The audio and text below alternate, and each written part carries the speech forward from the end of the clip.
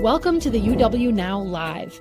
Tonight, we're following up on last month's show by discussing the new war in the Middle East and the global consequences. Our guests are all UW-Madison experts in foreign policy from the Department of Political Science. Stephen Brooke is an associate professor of comparative politics and director of the Middle East Studies program. Andrew Kidd is a professor of international relations and an affiliate of the UW's Center for Russia, East Europe, and Central Asia. We're also joined by our two guests from last month, political science professor Yoshiko Herrera and Mary Herman Rubenstein professor of political science, John Peevyhouse. The conversation will be moderated by your host, Mike Knetter. Good evening, and thanks for joining us. If you were able to make it into this stream, I understand we have some technical difficulties, but we're going to begin our conversation this evening, and hopefully we'll be joined in progress by many people. So the Middle East is, of course, once again at the center of conflict in the globe as the U.S. and Israel engaged in a joint attack on Iran, raising urgent questions not only about what's happening now, but also where does this all lead? There's a lot to unpack about the Iran conflict itself, but there's also bound to be a lot of reverberations from this conflict around the globe, and we'll be talking a bit about what this could mean for Iran, Israel, the larger Middle East region over 1, 3, 10 years' time, and also how this conflict might reshape other global flashpoints. Ukraine and China certainly come to mind, and then what kind of world emerges next. And of course, we'd love to take your questions, and please put them into the live chat as you're able. We're going to start tonight with Stephen Brooke, who was introduced earlier. He's the director of the Middle East Studies program at UW-Madison. Great to have you back on the show, Stephen, and look forward to hearing your perspective on what's going on today. Yeah, thanks so much, Mike. And it really is a pleasure to be here with everyone. And I'm really looking forward to the discussion. I think in many ways, I'm also trying to kind of make heads or tails of how to think about this. And, I think it's useful maybe before we dive into the strategies and the implications and all these scenarios and all of that, we don't lose sight of the fact that this war is profoundly problematic on kind of legal and strategic and I would even say moral grounds. And I think, the administration hasn't really bothered to make any case for why this action is necessary. I think we don't have a sense of what an imminent threat is. We don't know if there is a threat. Why have alternative options to deal with it short of violence failed? There's really not been an attempt to kind of articulate why this is in the national interest, the justification for putting Americans in harm's way, and a sense really of kind of what the end game of all of this is. And this type of thing is not incidental or a box to check, and it's really fundamental, I think, to the democratic process for the president to explain to people and frankly, American soldiers, like why they're being asked to kill and potentially die. And, I will say that, this has been a problem far beyond the current administration. It's been kind of decaying for decades. But I think that the way that we haven't even been given an attempt to make the case for war is profoundly troubling in just a kind of big picture democratic sense. And we need to kind of keep that in our minds as we kind of discuss these implications and bigger picture questions. And I think, when I kind of think of this war and kind of my big question is why now, there's a few things that I'm trying to think of. I think in one sense, the Iranian government is fairly weak at the moment, kind of in maybe in the past couple of years. I think we see, following the October 7th attacks in Israel, I mean, you can kind of see a process by which Iran kind of loses some of its major forms of projecting power inside the region. And so, they kind of lose or they lose capacity with the way that Hezbollah has been degraded in Lebanon. This is kind of traditionally a way that Iran has kept a hand in that part of the Middle East. You see the fall of Syria in December of 2024, the al-Assad government, which was a longtime ally of Iran, and again, kind of losing that land bridge to the region. You also, a number of months ago, saw a kind of a 2-week period of US and Israeli joint attacks on Iran, ostensibly to push back on a nuclear program and degrade some capabilities. And I also think, we had negotiations between the US and Iran, and I think perhaps there was a sense in the Trump administration that those negotiations were not going as well as they should. And this was maybe a way for them to get a kind of a quick reset or compel a win on those negotiations, like using kind of force and coercion to move those negotiations along. I think you also can't really tell the story of why now without looking at the role of Israel. I think it would be too simplistic to say that kind of Israel dragged the United States into this war, but Israel does have a longstanding interest in degrading and even kind of overthrowing the regime in Iran and its capacities. I think it's hard to know for sure, but I think one of the things that was potentially driving Israel at this point was setting back Iran's ballistic missile capabilities. They were not as degraded as kind of the general thinking was after those summer attacks. I guess just kind of bringing us up to the last couple of weeks, I don't think that anything that has really happened so far has been particularly surprising. This confrontation between the US and Iran is probably the most war gamed out, theorized, advanced planned conflict in the world, save maybe perhaps a conflict over Taiwan. So the idea that we're kind of caught unaware by some of these developments is just not realistic. And the idea had always been a conflict with Iran is going to essentially create a more hardline, tighter military government in Iran, one that's going to be even more implacably hostile to the United States and its allies, less inclined to negotiate or even kind of attempt to negotiate on some of the key issues. The potential outcomes of regime overthrow and state collapse and maybe even democracy, if you're being extremely optimistic, I don't see those as particularly likely outcomes. And the basic dynamic, I think, is that Iran sees this as a conflict for their survival. They have the capacity to ratchet up the costs, to escalate. And we see that in one sense now with the rise in energy prices because of the Straits of Hormuz, this kind of strategic choke point.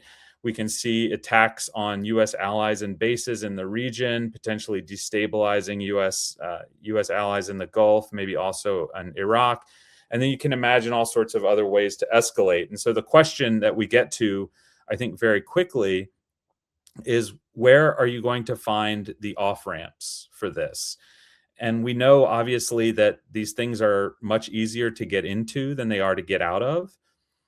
And the post-war world, frankly, I think is going to be significantly more hostile and more difficult to navigate for the United States than it was before. And so I think maybe with that, I'll just maybe turn it over to some of my colleagues with a lot of interest in what they have to say. Great. Thank you for that, Stephen.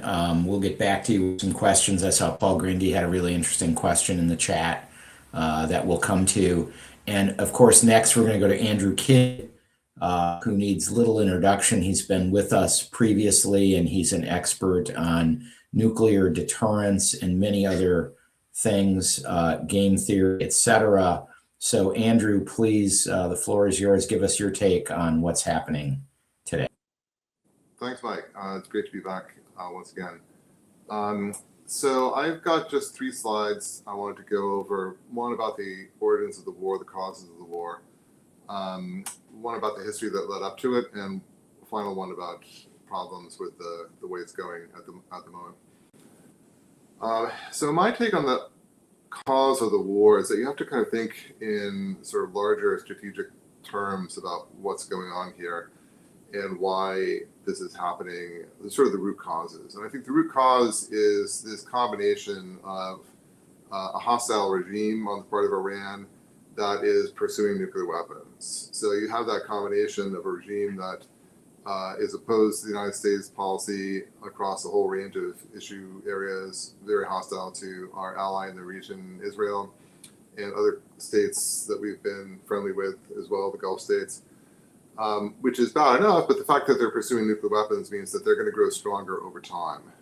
And so this little graph is just a little illustration of this. Not that Iran's going to catch up to the United States in overall power, but that it's getting stronger. And because nuclear weapons, it's going to be able to basically do things that it might not be not dare to do now because they'll feel that they're protected essentially by their nuclear deterrent. So when you have a problem like that, or when you have sort of a relationship there where you have a state that's hostile and pursuing nuclear weapons, the big question is, what should you do about it? And there's sort of a range of options. Number one is do nothing, and that's something that's perfectly reasonable to do in many cases. When the Soviet Union got nuclear weapons, we did nothing, although we thought about attacking them, but we didn't. Same thing when China got nuclear weapons in 1964. If you want to do something, you could do economic sanctions, or you could do diplomacy, or some mix of the two, and that's what we did, as I'll talk about in a second, vis-a-vis Iran in the previous in the Obama administration.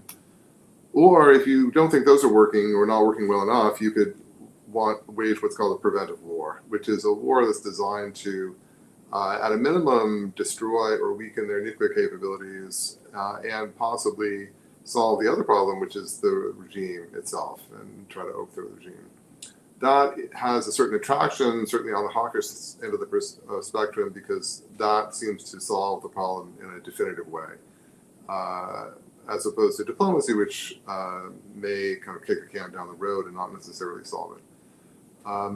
So some events that we need to bear in mind, I think, here, I'll just go over quickly some of these that I think are important. Number one, of course, the 1979 Iranian Revolution, which set the United States and Iran on a collision course ever since. One can go back to the 50s when we helped install the Shah in the first place.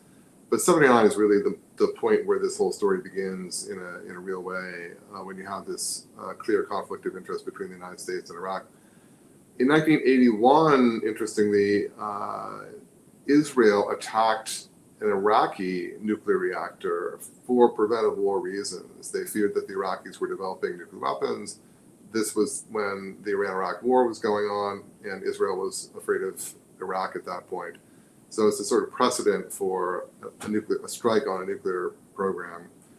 Then we have the 1991 Gulf War, when the United States kicked Iraq out of Kuwait. That was a precedent for major U.S. combat commitments to the Persian Gulf. And the fact that that went extremely well and resulted in very few casualties, both made the United States sort of kick the Vietnam scenario in terms of feeling good about their chances in waging war. But also set this precedent for getting involved in the Middle East, but also set up this this feeling on the right, especially, that by letting Saddam Hussein remain in power, we had committed a big mistake. We should not have let him stay in power. We should have overthrown him at that point. And then you see a lot of mobilization along those lines, trying to get the United States to finish the job, as they would put it. Then, of course, in 2001, you have the 9/11 attacks against the United States, and at that point, in the United States foreign policy community, both Democrats and Republicans are basically united that the main threat to American security is a regime that supports terrorism that might also be interested in getting nuclear weapons. That was the motivation for the 2003 Iraq War. It turned out, of course, that their nuclear program, although it was alive in the 1980s, was in fact no longer alive at that point. But that was the justification for it. And a lot of people on the right, in the Bush administration, Dick Cheney especially, were pushing that Iran should be next, that we should go from Iraq over to Iran. We already had a lot of troops there, and we should finish the job there and overthrow the Iranian regime, especially when their nuclear program came to light.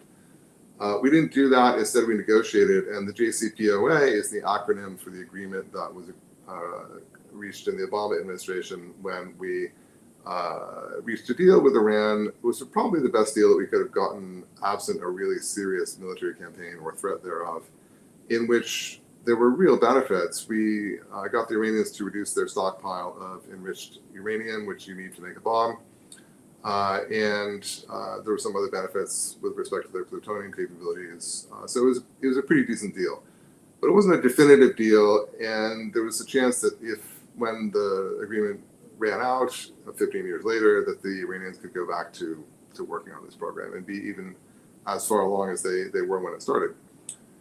And so then you see the 2025 airstrikes last year, June of last year, where we directly attacked in a very limited fashion their nuclear capabilities and some of the underground facilities that they had. That leads up to the present moment and the current war. So here the ambition is sort of, again, just like George W. Bush in 2003, we're going to not just degrade their military capabilities, but they're trying to overthrow the regime to really solve the problem once and for all. Now, the sort of short-term goal is weakening Iranian power, and that does seem to be being achieved by the airstrikes. Changing the Iranian regime, that's something that's never been achieved by air power and seems extremely unlikely to happen.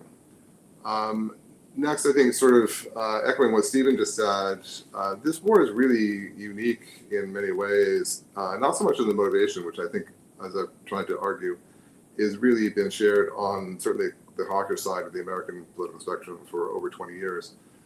So not so much in the motivation, but in the lack of any effort to get public support for it, either from public opinion or from the US Congress, much less from the UN Security Council or from American allies. And that just goes to highlight how the war is really sort of not necessarily very popular and basically illegal under both domestic and international law. And so it makes it sort of on thin ice in some ways in that regard. And although it's been well planned in some sense and militarily well planned, as Stephen indicated, there seems to be some obvious Iranian countermeasures that were sort of dismissed cavalierly in some ways. Number one, their ability to mine or otherwise interdict the Strait of Hormuz, through which 20% of the world's oil supply goes. And then the sort of the big new development that was foreshadowed in the Russia-Ukraine war of the missiles and drones, how missiles and drones have become such an important part of war. And Iran is able to hit the Emirates and the other Gulf states with these weapons, and we don't seem to have a decisive answer to that, at least at this point. So I will leave it there and pass it on. Great. Thank you, Andrew. Very informative, and I'll come back to you and Stephen with some questions in a minute. But next, I'd like to bring Professors John Peavyhouse and Yoshiko Herrera back on with me. You were both here last month, and we talked a bit about what's going on in Ukraine with Russia's attack on Ukraine. And John, you spoke a bit about the situation in the Middle East at the time and where that might go, and then a little bit about what's going on with global trade and, you know, some broader geopolitical considerations. So I just want to follow up with each of you with one question, and then we'll bring Stephen and Andrew in and have a robust dialogue with all of you. But starting out with Yoshiko, you know, I'm always struck by, there's only so much newsprint, I guess, that you can have in a given day. You know, supply side seems to be fixed. And so when I look at what's in the news today, it's hard to even notice that there might be a war between Russia and Ukraine anymore. That's kind of been pushed off the page. So what's going on in that conflict? And then especially, you know, how has the US-Israeli strike at Iran affected Ukraine's ability to rally support for defense against Russia? You know, obviously Ukraine's trying to use this as a way to offer some skills they have learned in defending themselves from drone attacks. And then on the other hand, you've got Russia benefiting maybe from the situation with oil prices. So what's going on in that conflict, and how has the US-Israeli action shifted the balance of power there in your estimation? Yeah, great set of questions. So on the one hand, the war is still going on. Russia is still pummeling Ukraine every single day with missile and drone strikes, and they have not let up on that. So if we didn't have this additional conflict in Iran, people would probably still be seeing the civilian casualties, etc. Ukraine has been striking back Russian targets, their oil and gas facilities within Russia with its drones. So that's the war is still going on there. However, actually, Ukrainians have been making some gains. There's a lot of discussion of Russia lacking troops to capitalize on the gains that it made. But the big news is that Russia has this massive windfall in revenue from the increase in the price of oil. But also another thing is that the European Union was scheduled to stop all LNG imports into Europe from Russia as of April 25th of this year. So that's now a little bit in doubt. The U.S. removed sanctions on Russian oil, which isn't materially that important, but symbolically it's kind of breaking with previous policy. And Russia is also standing to gain in terms of fertilizer and other sales. I mean, so they're just really reaping money for nothing, sitting there watching commodities prices go up and making use of that. But one other thing I want to note is that one of Putin's goals is to strategically weaken the U.S. and NATO. And the lack of coordination between the U.S. and NATO on with these strikes on Iran and the back and forth kind of insults and negative statements between the U.S. and NATO allies is also a huge win for Putin. I mean, it's always been his goal to weaken NATO, and indirectly, this Iran conflict is doing that because of the tension between the U.S. and its allies on there. And then I guess the final thing I would say is, like, on the one hand, attention has been taken away from the Russian war in Ukraine, but one, I guess, positive aspect of this for Ukraine is that they are the world's leaders in combating and stopping Iranian designed drones. And they have this experience not only with designing their own drones, but the capabilities and know-how to stop these drone attacks. And so they're now working with Gulf states. And so that's potentially one way in which Ukraine is getting some good, not just good press, but like building some diplomatic goodwill through this conflict. Although overall, I think, Russia is really the big winner here. Can I just follow up on that briefly? You talked a little bit about how Putin would be quite happy to see the friction between the U.S. and its European NATO allies. Did he just get lucky, though? I mean, he didn't. I don't know that his actions have achieved that as much as our own decisions in the United States. What's your view on that? Is that more a consequence of U.S., conscious U.S. policy, or is it Putin, was successful by attacking Ukraine? I think Putin, in his wildest dreams, could never have imagined the level of discord within NATO countries. I mean, even in his best case scenarios, the, previous couple of months, remember Greenland? So the potential attack on Greenland would have been just highly destructive of NATO. But this is also, if you look back a year ago today, there was discussion of the U.S. potentially pulling out of NATO. There was actually a chance, I think, for Russia. It's one chance it had to win the war, which was to really win over the Trump administration and get the U.S. to stop supporting Ukraine. And they bungled that because they couldn't stop themselves from just massively targeting civilians all through those peace processes. But now we're back to that again, this discussion of just directly from the Trump administration today, should the U.S. pull out of NATO? Who has the authority to do that? We're already at that level of debate. I don't think, I'm sure there's some conspiracy people that might say this is a plot by Putin, but I think he just really got lucky on this. Although I will say that Russian cyber operations and hybrid warfare is continually going on. And so I'm sure there's just hundreds of thousands of Russian bots pressing for, trying to increase traffic with posts negative on U.S. relations with NATO. Thank you. John, I want to turn it over to you, and I'd like to start out, whatever you want to say about updates from last time you were on, but also in particular, how does the U.S.-Israeli attack on Iran affect China's position vis-a-vis the rest of Asia, at least, and in particular, maybe their aspirations and timeline as it might relate to a more serious move on Taiwan? Are they somehow emboldened by what they see the U.S. doing in its corners of the world and beyond, or are they intimidated by U.S. firepower and assertiveness? Great question, and thanks for having me back. So I think, you can make a very reasoned argument both ways on this. I think on one hand, look, the U.S. is very, if you think in the short run, the U.S. is very distracted right now. We have the U.S. Navy massing multiple fleets in the Middle East for this conflict, not in Asia as much. We are, depending on who you trust and who you read, we're running low on munitions. We're having trouble resupplying with supply lines.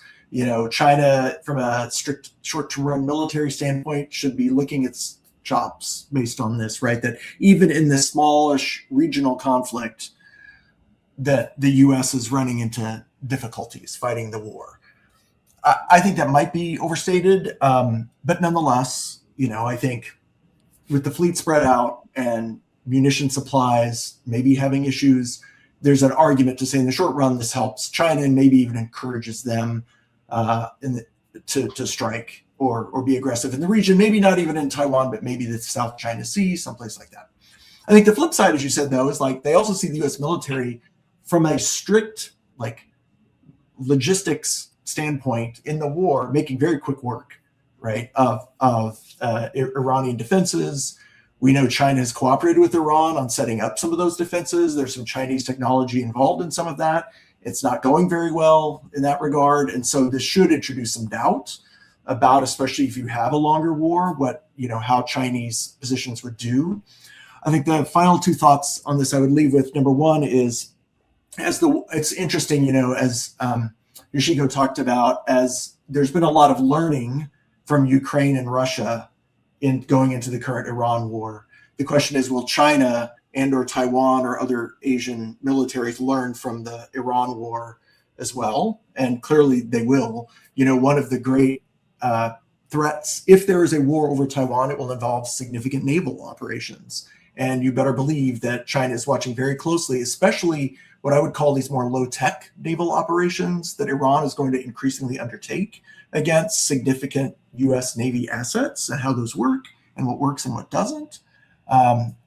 This is a point where if Iran can, we hope not, but if Iran could make inroads against a U.S. fleet with low tech, China is going to adapt, right? And they're going to learn from that. So I think that's something to keep an eye on. The last thing I would just say, that a fascinating aspect of this to me that you also have to weigh out goes back to oil again, as we just talked about, right? Iran is a major supplier of oil to China. The White House admitted yesterday they're letting some Iranian tankers through.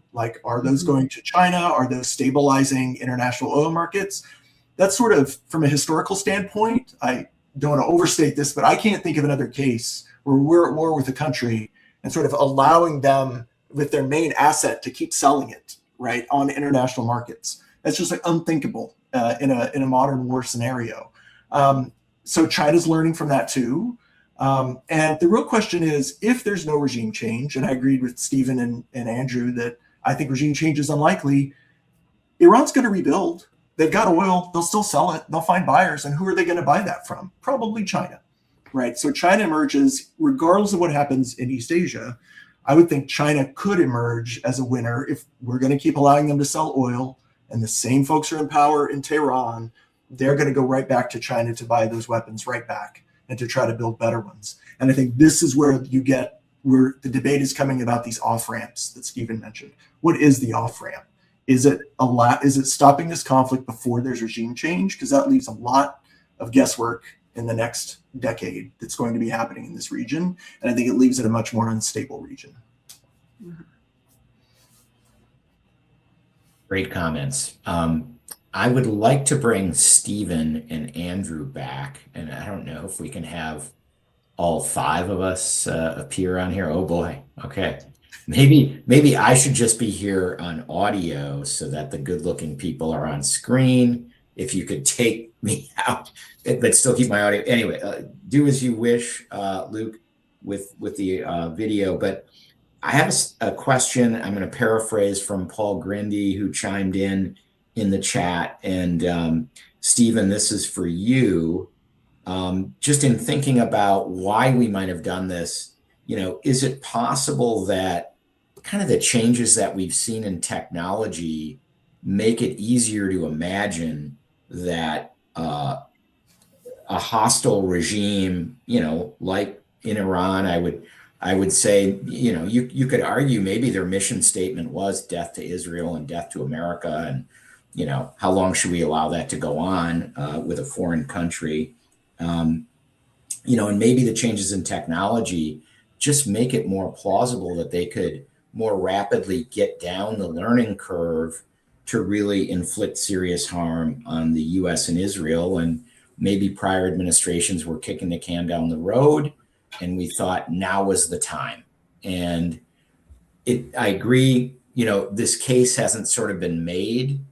And maybe it wasn't made because people wanted to maximize the element of surprise to the extent you can do that when you're moving aircraft carriers in somebody's backyard. But leaving that aside, there was not a long conversation. Obviously, there have been statements made by different officials, but what are your thoughts about that? Is there a case to be made that we needed to act quickly and, somebody finally had to do something about this and now was the time? I mean, you certainly do hear that case being made. I don't find it particularly persuasive. I mean, the whole argument with something like the JCPOA, or kind of the Iran nuclear deal that was signed under Obama, I mean, the whole point of that was that if you are worried that Iran is going to kind of quickly break out into a nuclear weapon, and which at that point would kind of dramatically change the calculus, but that if you are worried that that is actually something that is on the horizon, then you create all of these kind of monitoring structures, right? Inspections, remote sensing, you have cameras, you have this net of protections that basically will give you advance warning if Iran tries to break out and create this nuclear weapon. This was the logic of the Obama administration and some of its allies, particularly in Europe, about signing this agreement. And of course, the Trump administration obviated this, right? They unilaterally kind of dismantled this agreement. And I think that once you take that step, then you lose this ability to kind of really closely monitor what is going on. And you obviously still have all of your kind of covert capacities and technical sensing and all of that stuff. But in terms of there being an imminent threat that requires the United States to go to war, that just hasn't been presented. And in fact, I think you could potentially make the argument that the Iranian government was actually getting weaker. I mean, they had lost a lot of their regional allies. They were suffering domestically. They were dealing with kind of a tremendous kind of long simmering social movement that is challenging fundamentally the basis of the regime as kind of being a kind of a religious state. You also had kind of the country is kind of teetering on the edge of an ecological crisis related to just water depletion. And so this regime is very weak. And now, again, like maybe if they get a nuclear weapon, that dramatically changes the calculus. But in terms of there being an immediate threat that requires the United States going to war, I just haven't seen evidence of it. Yeah. I don't even think the administration has tried to present evidence of it, I would say.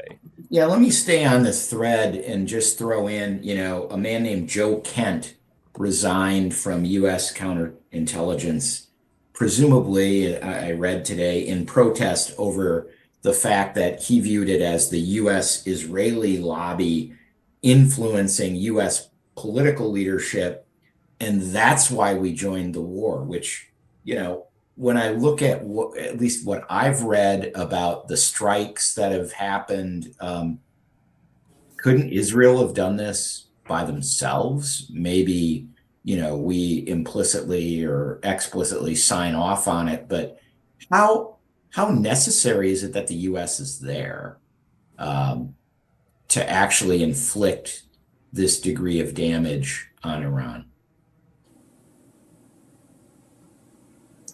Stephen, do you have thoughts on that? Well, I mean, I think, historically, like, this has been a goal of successive Israeli governments. And of course, there's a lot of diversity within the Israeli national security establishment over the best way to deal with Iran. But I think particularly after October 7th, you really see kind of this very hawkish, very assertive approach to using military force to restructure the region, no matter what the costs. And I think, Israel has a tremendous ability to project military power, but they don't have the United States' ability to do this. And the United States really has an unparalleled ability in the sense of its stores, its capabilities, its technological prowess. And so I think that, again, as I said, like, if you want to tell the story of why this happens, like, Israel is a big part of it, but I think it's too simplistic to say that Israel dragged the United States into this war. I think there's a lot of other factors that are internal to the United States that also played a role. Thank you. Anyone else want to comment on that aspect? Or I would just say super briefly, I agree with Stephen on this. Like, Israel could and has done a tremendous amount of damage. They've led sort of the decapitation effort as a part of this war. But take something like the Straits of Hormuz. The Israeli Air Force and Navy could not keep the Straits of Hormuz open if Iran moved to that as a response. Like, they just don't have the force projection to do that. The U.S. does, probably the only country that does. And so if, again, I agree with Andy that I don't think that threat perhaps was taken quite seriously enough, or that the presumption that Iran wouldn't use it. But if this was Israel alone and Iran moved to that strategy, it's hard to know how Israel moved to that and Iran moved to that strategy. Hard to know how Israel would keep that open, for example. Got it. I want to go to Andrew for a question. Andrew, that first chart of yours that showed, maybe Iran is really closing the gap in capabilities, and that's what led to this preemptive strike. How do people assess the willingness of various countries or non-state actors to use weapons of mass destruction? Because obviously other people have them. We haven't gone into North Korea and tried to take out Kim Jong-un yet. But what constrains countries from using them, and on what basis would we have decided these people, we just cannot accept that they might be getting close, assuming that was the reason we did this? But, play along with me if you would. How do we decide who is really a threat with the latest and greatest military technology? Sure. I don't think there's a really hard and fast rule for determining the answer to that question. These are all judgment calls of one form or another. We thought about launching a preventive war against the Soviet Union in the late 40s. Prominent people, military generals, Bertrand Russell, a philosopher, were urging that we do that. We thought about it again in the early 60s. President Kennedy actually reached out to Khrushchev in the Soviet Union, asking him to green light it, and that fell through. We didn't do it in the end. Mao Zedong would say things like, well, if there's a nuclear war, then, half of humanity will be killed, but that's okay because imperialism will be destroyed and the world will become communist. So if you're thinking about ideological fanatics, he made statements that made people worried in various ways. That may have been bluster, but that was a concern. If you look at the more recent cases, so there's Israel, the four sort of non-blessed by the NPT treaty nuclear powers are Israel, India and Pakistan, and North Korea. Israel, we didn't really care about one way or the other because they were regarded as friendly. We were becoming even more friendly over the time when they were developing nuclear weapons. India and Pakistan, we didn't like it. We put sanctions on them. We tried to get them to stop. We tried to get them to walk it back. But in the end, we didn't care that much about it. We certainly weren't going to go to war against them over it because we didn't think they were that hostile to the United States. North Korea, we seriously considered attacks in 1994 when we negotiated the agreement, sort of like the version of the JCPOA they are for North Korea. We very seriously considered attacking them to try to destroy that nuclear program in advance because we view them as so innately hostile to the United States and to South Korea and Japan that it would be worth it just to destroy that program. And we didn't largely because they had conventional artillery and the capital of South Korea, Seoul, is so close to the border that they could have killed potentially tens of thousands of South Koreans in the opening day of a war just by shelling it with conventional artillery. So they basically already had a deterrent, enough to make us decide not to do that, and then it was just a matter of diplomacy, which ultimately failed. So it really boils down to a judgment call. What do you think about their motivations? How fanatical do you think they are? How reconcilable do you think they are? Are they pragmatic? There's sort of a key judgment call, like, are they motivated by security? Are they defensively motivated? Do they just want to survive? Or are they motivated by more aggressive, more expansionist, sort of more revisionist ideals? And with North Korea, the obvious one is conquering South Korea. With Iran, it's the influence in the region, it's death to Israel, it's Hezbollah and Hamas and all the rest of it. So I think those are just the judgment calls that people make, and obviously, some people make them in a more hawkish direction than others, and they're the ones who are advocating force, and the other people are advocating the diplomatic route as exemplified by the JCPOA. Any other comments on that question from others? Well, I just would like to add that I think this is something with the Cold War that, assessing motivations of the Soviet Union, et cetera, was something we put a lot of effort into. But the motivations are not fixed because depending on what one side does, the other side may do something different.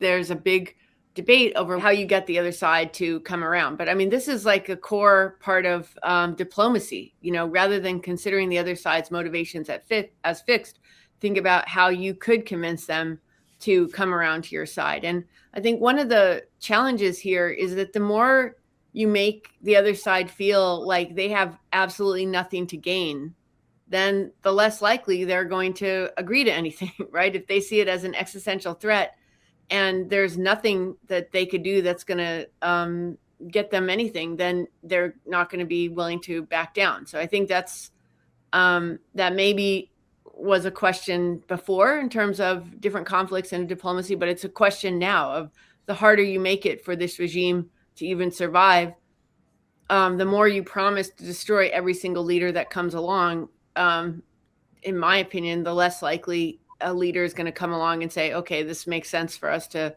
back down and to make a deal at this point. Let me move on to a question about U.S. foreign policy. And I think on the last show a month ago, we talked a little bit about the U.S. strategic U.S. strategy as it related to foreign policy. It was published, I think, at the beginning of the year. Leaving that, so there's a written document, but then there's also the actions that we've seen taken, which include how we've behaved over the last year in terms of Ukraine's efforts to defend itself against Russia. We've seen actions that we've taken vis-a-vis Venezuela, which may have been to prevent drugs from coming into the U.S., but maybe there were other reasons as well. We've certainly seen some actions coordinated with Mexico to take out some cartel leadership there. There's obviously some references that have been made to Cuba and Greenland. And then now the outright attack on Iran by the US and Israel, presumably for preemptive measures. But when you look at all that, and if you were to try to reverse engineer, what is the policy that this is the solution to? And I'll start with John Peavyhouse. I'll pick on you, but how would you summarize? Like, what is it? Just kind of we're being a bit circumstantial and transactional, or is there really a longer term strategy where we got to clean up as much of the rogue players as we can while we have an opportunity, because we think that's going to make it a safer world? What do you make of U.S. foreign policy in the last 16 months or 15 months? Yeah, that's a hard question to answer. The answer you just gave, right? Reminds me of the axis of evil that we were going to take out of, which, as Andy reminded us, was Iran.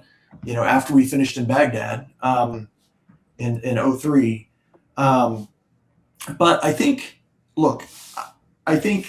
there are. Well, first of all, let me start by quickly saying these national security strategy documents.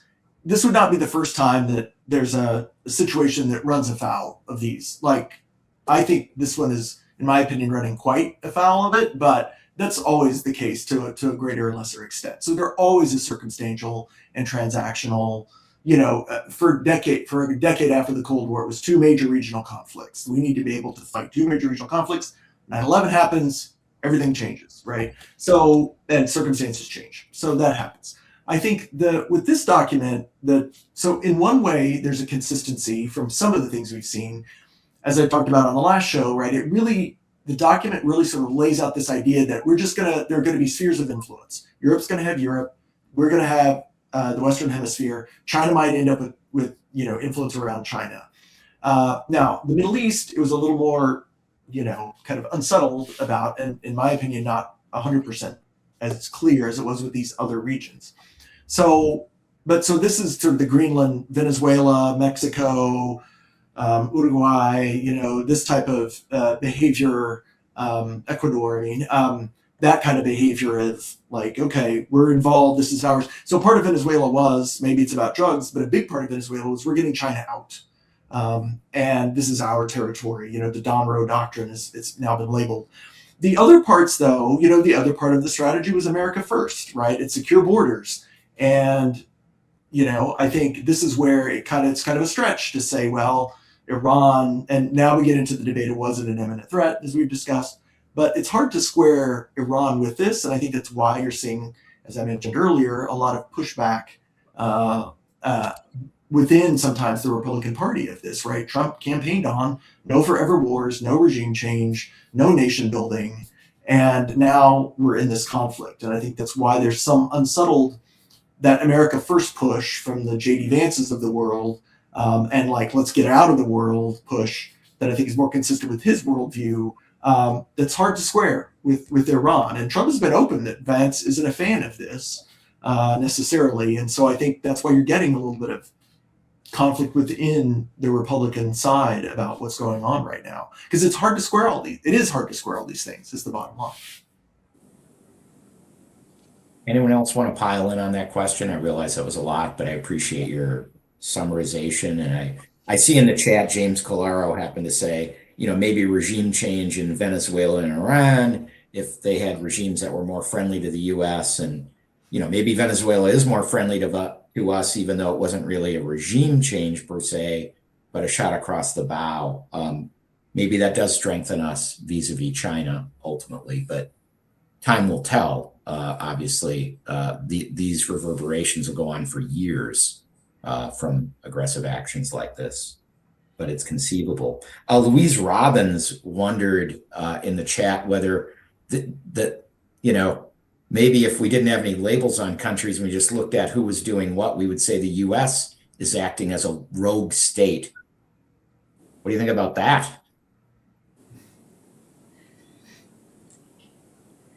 Yeah. Let's Well- not answer that. Let's not answer that. Okay. Well, Uh, I think if you took a global poll, you'd find a lot of people that agree, but that's kind of always the case too. I mean, yeah, maybe I can just to say something here. I mean, I am unabashedly kind of an idealist when it comes to these things, and I think that the United States has something really, really powerful, and that is that we, at least historically, are associated with certain ideas that are very attractive to people, right? I mean, democracy, the rule of law, respect for human rights. And very clearly, like, we do not always live up to those standards. But I think that kind of being in a world in which we are kind of openly contemptuous of those things, right? The alternative is that a world is just where kind of the strong do what they will and the weak suffer what they must. The United States power is the key to everything. It's all about coercion. And when we kind of dismantle all of these international institutions and we're kind of just openly attacking these alliances, that coincidentally very much kind of give us an advantage over potential competitors. This is not just kind of an abstract debate about American power in the world, but there are some very significant kind of consequences that flow from it. Thank you. There's a lot in the chat about why. Well, let me ask a simpler question first, a more direct question. Maybe I'll go to you, Andrew. Is the U.S. military spread too thin? Do we have enough firepower that if something else unforeseen were to happen next week, can we deal with more? Or is our plate full right now? It's fairly full right now. I mean, I think the biggest additional contingency is some sort of China-Taiwan contingency. I mean, even China, South China Sea, I'm not sure would rise to the level of something that the United States masses some huge military force to try to counteract. I mean, I know the possibility might be a North Korean invasion of South Korea or something like that. But all Trump is talking about is Cuba and going back to beat up on Cuba. And we probably don't require a lot of resources to do that. So I think really the scenario is China, and if, as John was saying, that there is some sort of feeling in the Chinese government that, hey, we've got an opportunity here because the United States has concentrated all its assets in the Middle East, just like they always do. And if we just make a big move on Taiwan right now, and we could get it over with in a month, then they wouldn't even have time to really intervene as forcefully as they otherwise would be if it had been foreshadowed more. So I think that's the major danger, and I think that's why the China hawks, both in and out of this administration, are just gnashing their teeth, because this is exactly the kind of thing they didn't want to see happen. And here it is, lo and behold, yet again. I don't know. I mean, I'm sure we could fight. Could we fight as effectively as if we had these same resources deployed in the Pacific? Probably not. But one other aspect of that war, I think, is that it's going to be could potentially escalate to much higher levels, right? China has nuclear weapons. Of course, the United States has nuclear weapons. China has anti-satellite weapons. If they want to take out the satellite GPS system, that could cripple the American military in a whole host of ways. So China has a lot of capabilities that Iran doesn't even come close to having. So that's going to be a very different conflict. Could be. Yeah. So a lot of questions in the chat about why the U.S. remains so closely aligned with Israel, given how people perceive Israel treating the Palestinians in the West Bank and Gaza, et cetera, et cetera. And obviously, we all know the reasons that have been given on all sides for what's happening there. But is your sense that the U.S. is more closely linked with Israel than ever before? And if so, is that just expedient at the moment because we're trying to clean up a rogue state in the Middle East? What do you think about that? Well, I mean, this is kind of a case where the U.S. and Israel are conducting combined and integrated combat operations against another state. I mean, so this is pretty much unprecedented. I mean, clearly the United States and Israel coordinate on military issues and sharing intelligence and things like that, and maybe even certain types of operations. But I do think the fact that this is just kind of openly an American and Israeli joint effort is pretty striking. But I also think you can kind of lay this against, just look at public opinion polls in the United States and look at the kind of American perceptions of Israel. And, you know, you can, I think, identify the tension there. And I think as some of my colleagues mentioned, you know, you can kind of see this bubbling up inside the Republican Party as well, although it takes kind of a little different valence.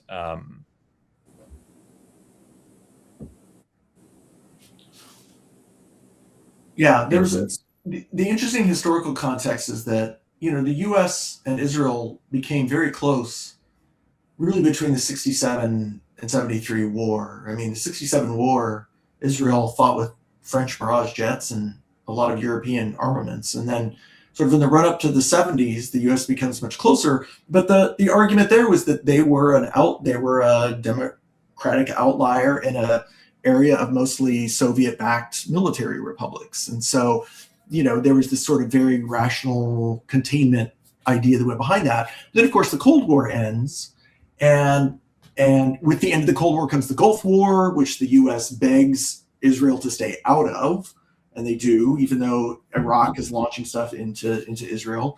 And since then, you know, there's been and then after 9/11, I think 9/11 was a big shift too, and that a lot of folks who were otherwise had no strong opinions about Israel saw Israel as an ally against, you know, Islamist movements, whether it was Iran or, you know, a more Sunni movement like Al Qaeda. And so that, you know, sort of kind of made that relationship even tighter, I would say, ideologically.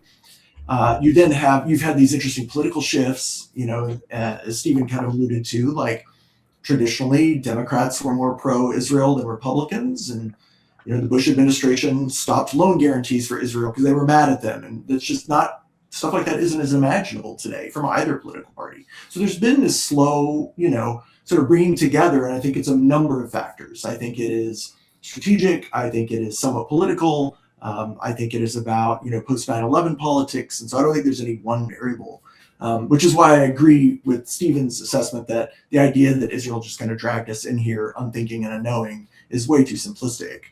But you know, there's a lot of perceived common interests right now between the U.S. and Israel. Whether all those are real, I don't know. And I've said from the beginning of this war, I think there will come a day, probably soon, when there's going to be real tensions between the U.S. and Israel about the future of this war.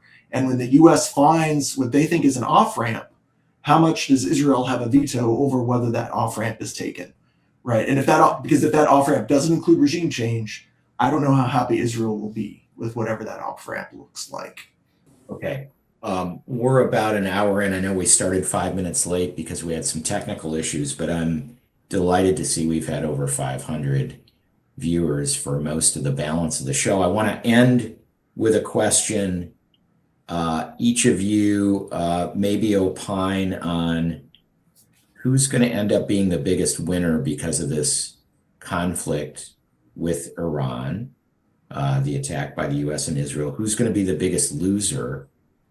And if you were to recommend something that audience members can actually access and read, and maybe that's not a national security briefing, where should people get information about what's really going on in the world and how to make sense of this? Do you have a recommended source of information? And we'll maybe go in the order of the program tonight. Stephen, Andrew, and then I think I went to Yoshiko and then John. Yeah. Biggest winner, biggest loser. Look, I What mean, to biggest winners, I think, are probably Netanyahu, for both kind of international strategic and domestic political reasons. I think China and Russia are also big winners. I think the losers are pretty clearly kind of ordinary people in Iran and the region. I think Americans, in the sense that kind of we're spending billions of dollars on a war that hasn't really been kind of justified or even articulated to us. And I think another big loser is going to be kind of future administrations that have to kind of clean up and figure out off ramps and de-escalation for this. what to read?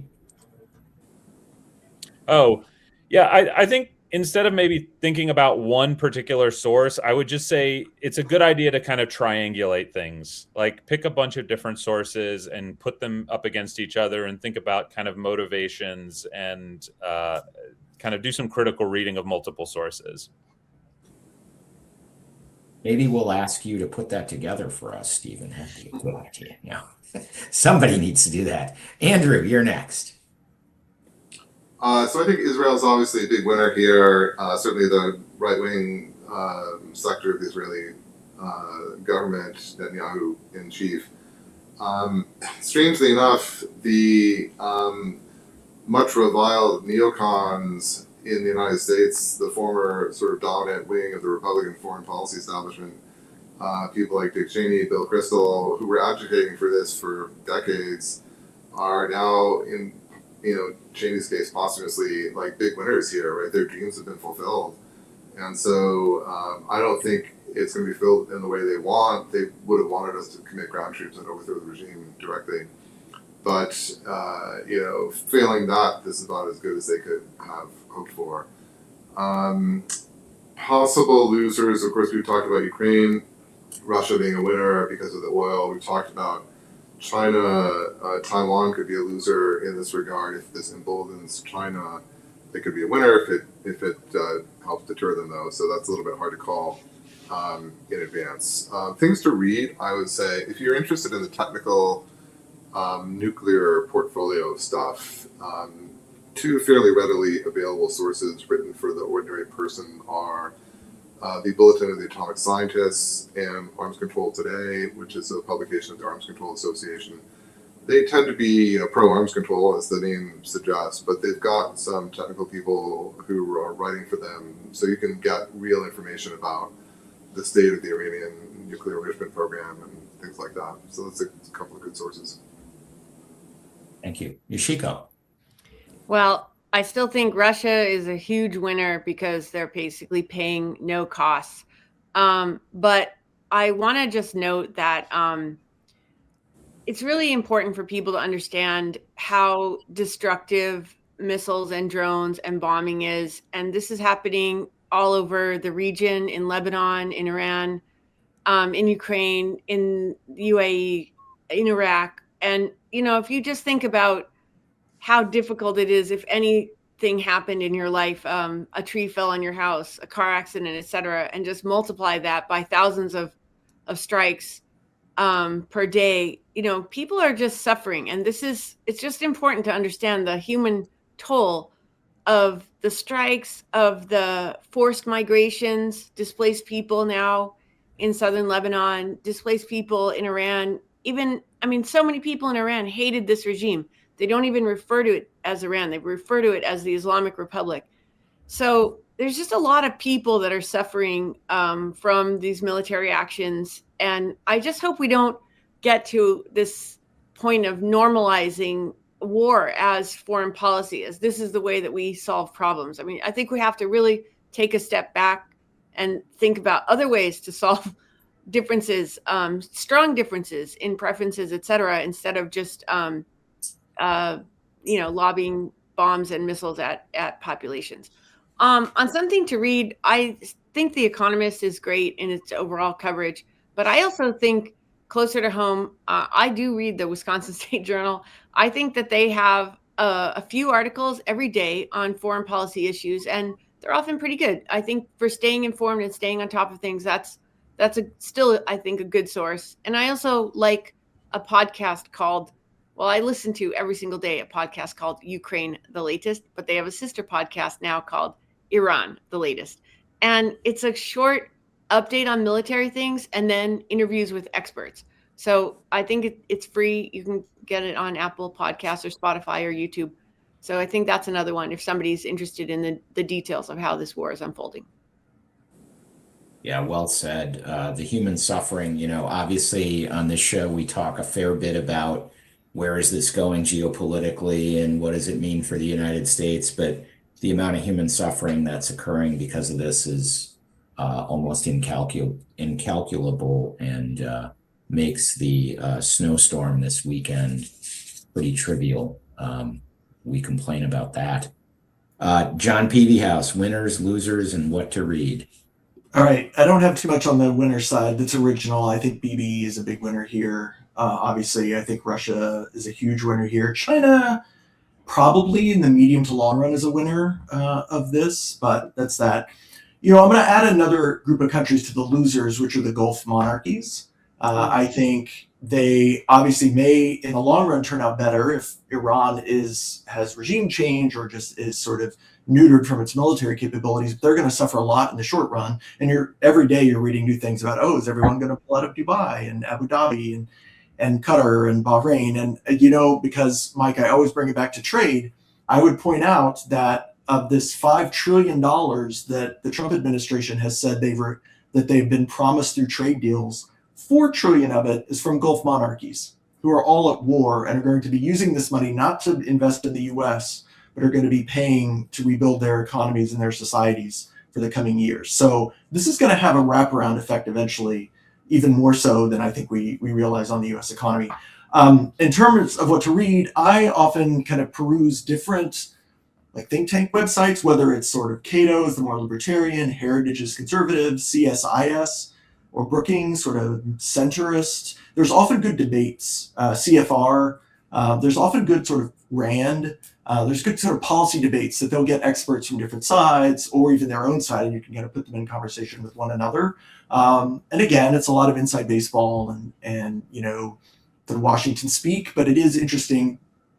Administrations of all stripes pull folks from those types of places. So if you're wondering kind of what people on the inside, what they're reading, what they've been thinking, that's often an interesting place to get those insights. Fantastic. We are now at 8:13, so we're way over what our scheduled ending was. And I just want to thank all four of you for being with us tonight. It's the most people we've ever had on a show, but I would say the current state of the world makes it important to hear a lot of voices, and you are our experts on this program, certainly. And so really appreciate you all being here, and I know our audience does. They had great questions tonight. This was a very lively show. And our audience, thanks for joining us tonight on the UW Now live stream. We appreciate those who registered to watch the show live this month and join in the chat. We'll try to work the bugs out of that. Make sure that you subscribe to our YouTube channel to see episodes that you might have missed if you're interested. And you can find links to that in the UW Now Weekly that you should be receiving in your inbox. We will be back in April with more experts, and I'm sure we'll have another timely and important topic. They seem to be arising at a high frequency these days. We look forward to seeing you then, and until then, on Wisconsin.